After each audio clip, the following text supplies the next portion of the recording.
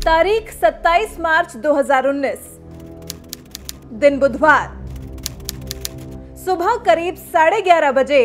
PM Modi के एक tweet ने देश क्या, विदेश क्या, क्या राजनीतिक दल और क्या कॉरपोरेट वर्ल्ड सभी की सांसें थमा दी, जिसमें उन्होंने सुबह 11:45 से दोपहर 12 बजे के बीच देशवासियों को एक अहम संदेश देने की बात कही थी। और उसके बाद से एकटक लोग घड़ी में 11:45 होने का इंतजार करने लगे। TV, YouTube, radio, social media, हर जगह सिर्फ पीएम मोदी के एक उस संदेश का इंतजार था जो देशवासियों को वो देना चाहते थे। घड़ी में 11:45 भी हुए और फिर 12 भी बजे, लेकिन पीएम मोदी के संदेश का लोग इंतजार करते रहे। और अचानक पीएम मोदी आए और लोग टीवी, रेडियो, यूट्यूब पर ध्यान से सुनने लगे कि आखिर पीएम ऐसा क्या संदेश देंगे जिसके लिए उन्हें पहले से ट्वीट कर लोगों को बताना पड़ा। अपने संबोधन की शुरुआत में भारतवासियों को गौरवान्वित महसूस कराते हुए पीएम ने कहा, भारत ने आज अपना नाम अंतरिक्ष महाशक्ति, स्पेस पावर के रूप में दर्ज करा दिया है। अब तक दुनिया के 3 देश अमेरिका, रूस और चीन को यह उपलब्धि हासिल थी। अब भारत चौथा देश है जिसने आज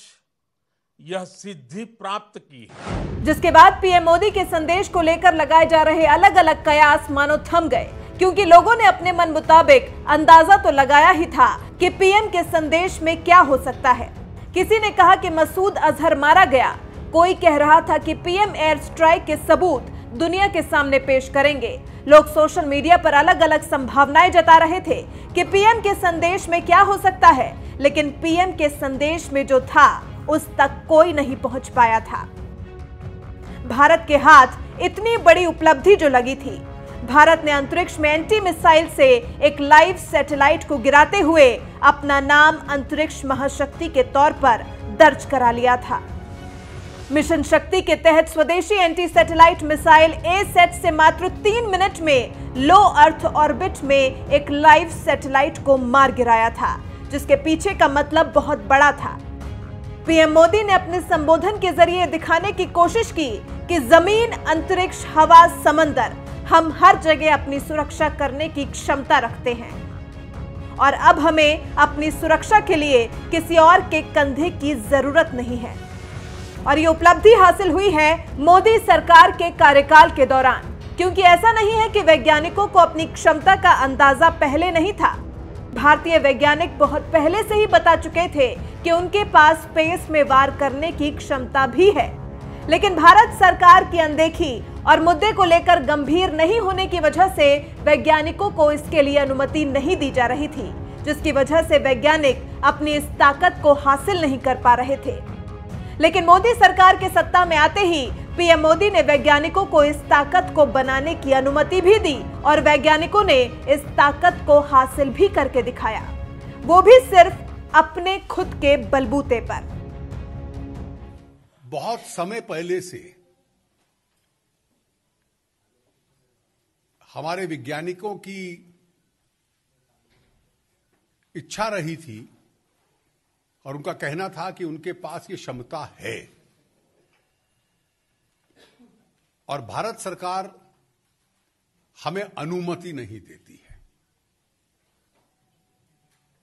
और क्योंकि भारत सरकार हमें अनुमति नहीं देती है, तो हम इस ताकत को बनाने और डेवलप करने में समर्थ नहीं है। ये क्षमता इस देश के वैज्ञानिकों में थी और इसका सबसे बड़ा सबूत ये है, और जो मेरे कुछ कांग्रेस के मित्र खुद की पीठ थपथपा रहे हैं वो याद रखें कि जब अग्नि 5 लॉन्च हुआ था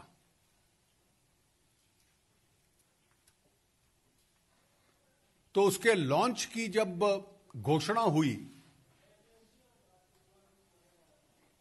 अप्रैल 2012 में, अगर मैं तारीख भी बता दूं तो अगर आप 21 अप्रैल 2012 के समाचार पत्र विशेष रूप से इंडियन एक्सप्रेस पढ़ लें और उसमें मनु पबी की स्टोरी पढ़ लें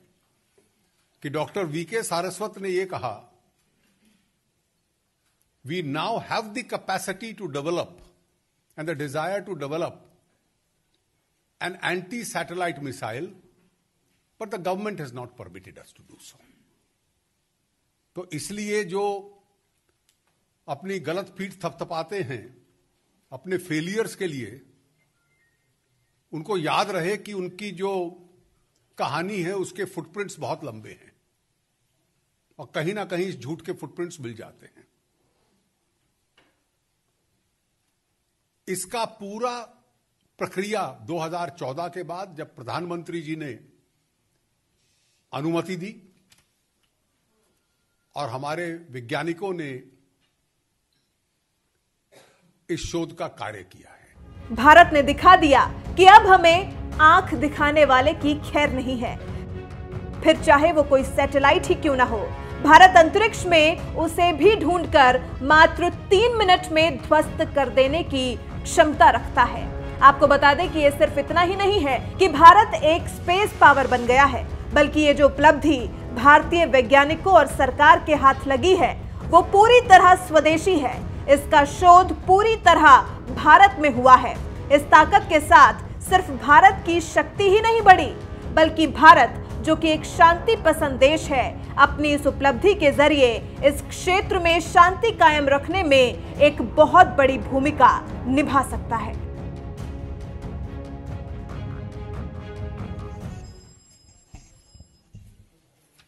मित्रों,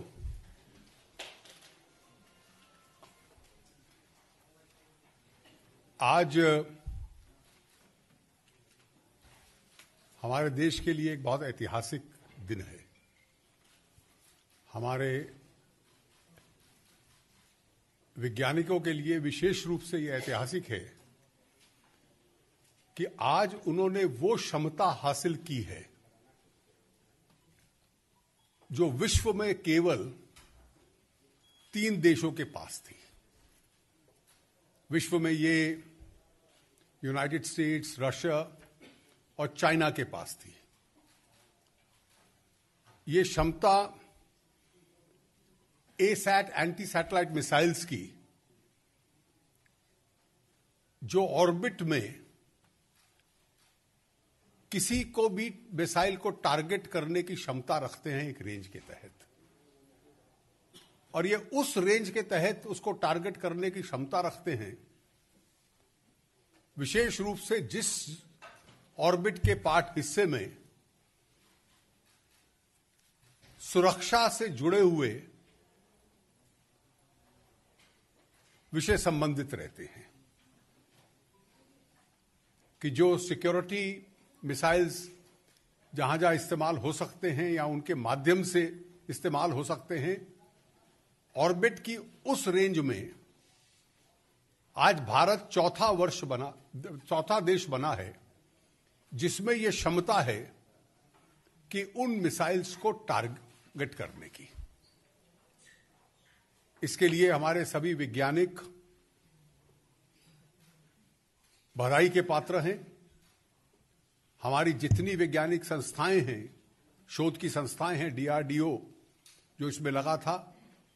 अन्य संस्थाओं जिन्होंने उनकी इस लॉन्च में मदद की है, वो विशेष रूप से इस अभिनंदन के पात्र हैं। ये बहुत समय पहले से हमारे वैज्ञानिकों की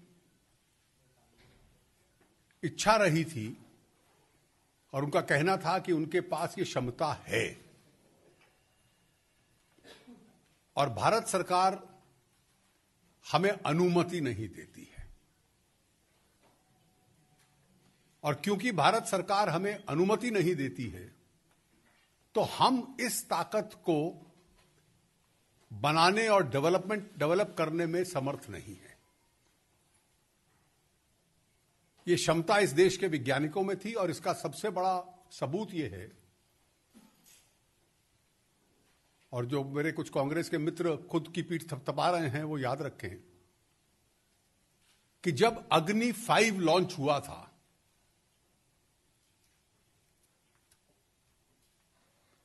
तो उसके लॉन्च की जब घोषणा हुई अप्रैल 2012 में, अगर मैं तारीख भी बता दूं तो अगर आप 21 अप्रैल 2012 के समाचार पत्र विशेष रूप से इंडियन एक्सप्रेस पढ़ लें और उसमें मनु पबी की स्टोरी पढ़ लें कि डॉक्टर वीके सारस्वत ने यह कहा, we now have the capacity to develop and the desire to develop an anti satellite missile but the government has not permitted us to do so. तो इसलिए जो अपनी गलत पीठ थपथपाते हैं अपने फेलियर्स के लिए,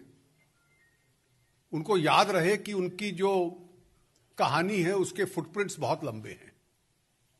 और कहीं ना कहीं इस झूठ के फुटप्रिंट्स मिल जाते हैं।